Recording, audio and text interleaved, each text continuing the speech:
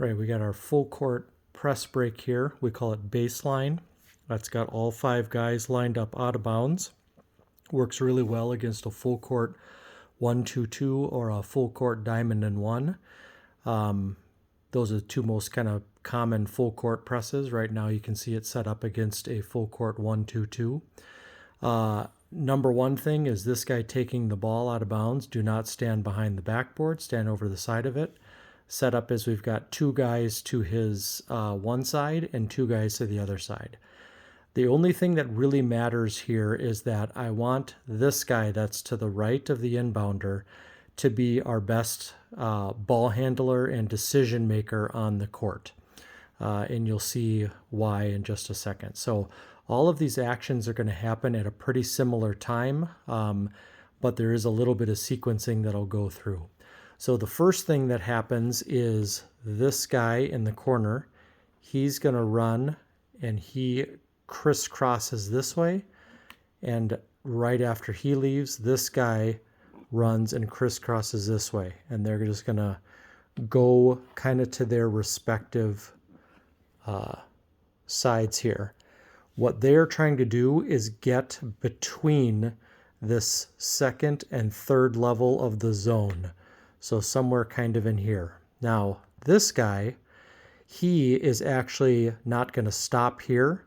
He's going to continue on all the way down here to this block. Make sure he doesn't stand in the lane, get a 3-second call. This guy is going to stay here. Right after those guys do their crisscross action and leave, this guy right here is going to headhunt and set a screen right on this front guy in their zone.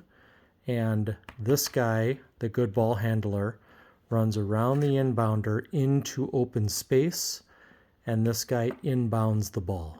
Okay?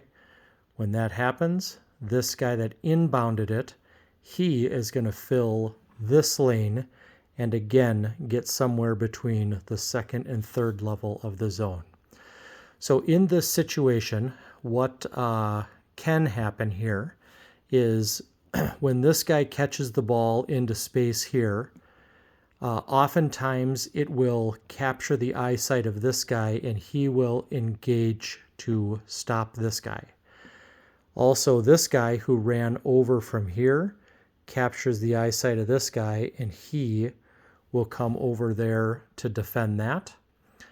And this guy now is caught in a tough spot because he's got this guy here who he can see is in front of him, and this guy in the back that he may or may not remember, okay?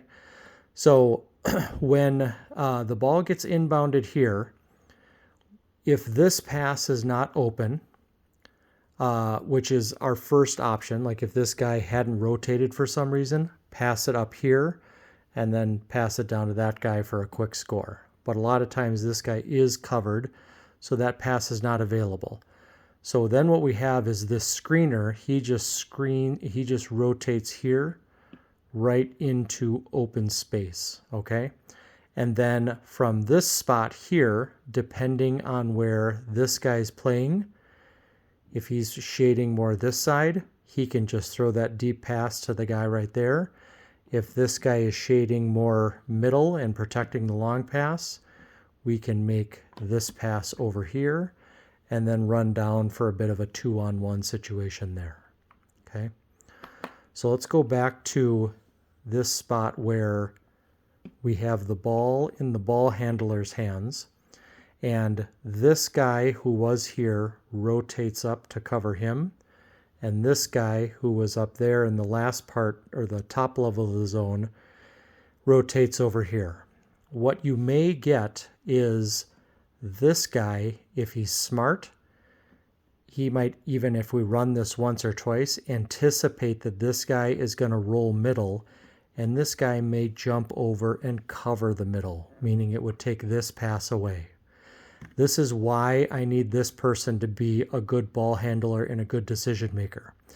If he sees this setup here, where he's got a guy converging, this pass is taken away, this middle pass is taken away, this screener's still kind of out of the action, this guy needs to be smart enough to make a decision on, can I make this pass or do I make the deep pass? And it's all going to be based on the read of this defender. He's the only one left to cover those two guys because everyone else is in here. So our first look is the shortest pass, if we can make that. So if this guy's kind of in the middle here, he might take one little retreat dribble back and then pass it hard over the top here. And then this guy and that guy are going for a 2-on-1 against him.